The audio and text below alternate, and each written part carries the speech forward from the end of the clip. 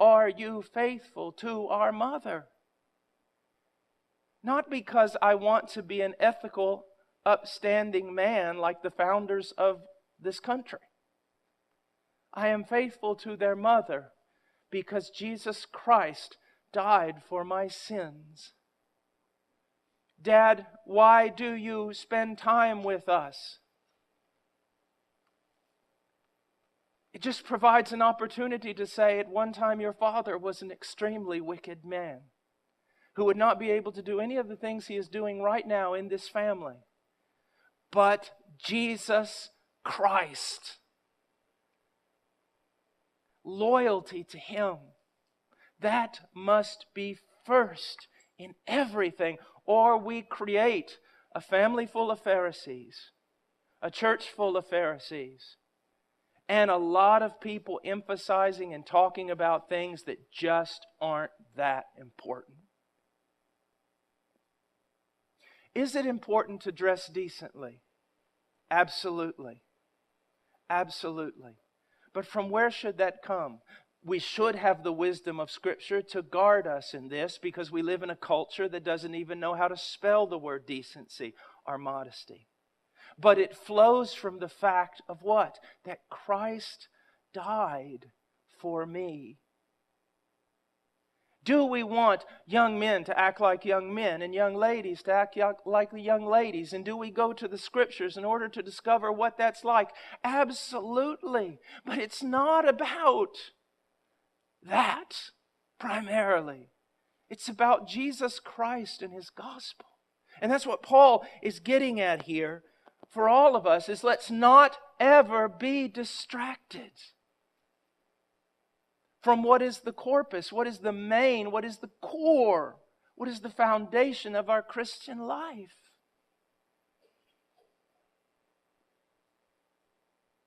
I remember one time sitting down after I had preached at a conference. We went out to eat, and with some very strict men, very strict theology, very strict behavior, all sorts of, they were strict.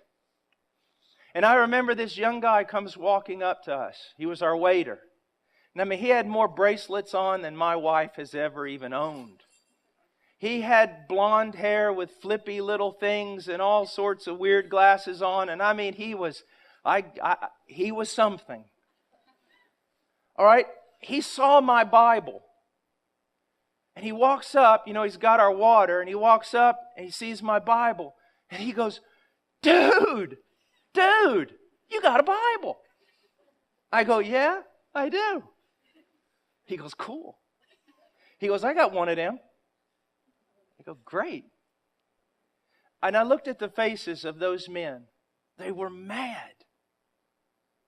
They were just mad. They were probably thinking, yeah, I bet it's one of those liberal translations. Something, And I said, really? He goes, yeah. He goes, I was seeking and I was seeking and I was seeking and I was seeking for God, and I found Him. And I saw those theologians just going, I could just see them. I could just see their wheels are turning. You weren't seeking for God. No man seeks for God. I go, really? You seeking for Him? Yeah. You found Him? Yeah. Good news. And he starts telling me all this stuff, kind of a little bit more than you'd want to know, about his past life and everything else. And he walks away to get our meal. And I looked back at those men and I said, you know what? It's better to have it and not know what to call it than to know what to call it and not have it. God's done something in that young man's life. The most important thing that could be done, God has done in his life. Yes, he's probably not had a father. Yes, he's so given over to so many things that he doesn't even understand. But look, I don't want to be offensive, but I said, men, he's not living with his girlfriend anymore, is he?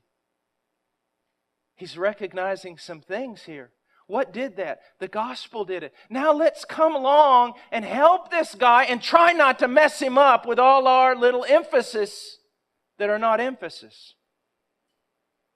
Let's try to help him, love him. Let's gospelize him. Gospelize him.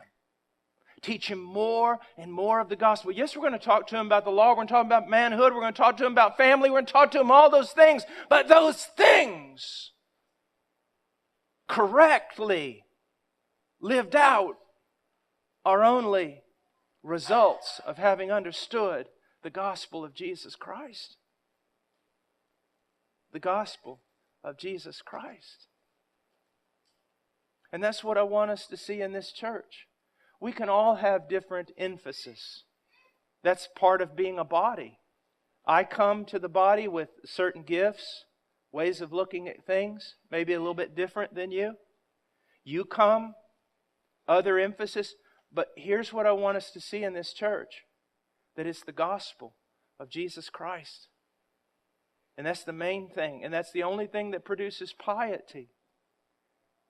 You know, when you talk about men, this is kind of off the subject, I guess, a bit. But men, when you talk about your family devotions, or discipling your wife, or discipling your children, which if you love God is one of the main things you should be doing. I have preferred to use a term now that's been very helpful to keep me on track. You know, a lot of times when we meet with our wives, family devotions, or specifically with our children, we may have a tendency to, it's discipleship, it's teaching them this, it's teaching them that, it's me preaching to them, it's all these different things. And all those are important. But I use this word. I seek to gospelize my wife. I seek to gospelize my children. What do I mean by that? You see, teaching is pretty easy. That's why preaching is much easier than true discipleship, one-on-one discipleship or discipleship with a group of guys. Because when you're discipling, when you're gospelizing, it is through the teaching that you're giving, but it is also through the life that you are living.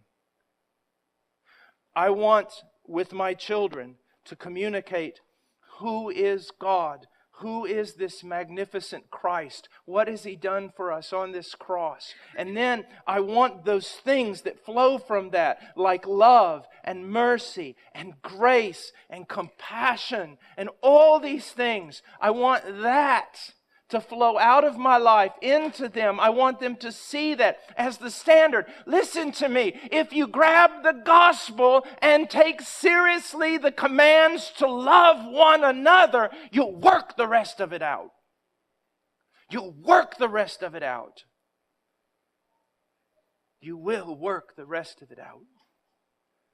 And so, even though I was going to teach on this chapter, as always, I did not get very far.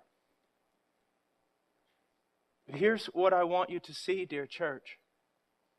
And yesterday, at Brother Allen's house, I saw this so clearly. I saw old guys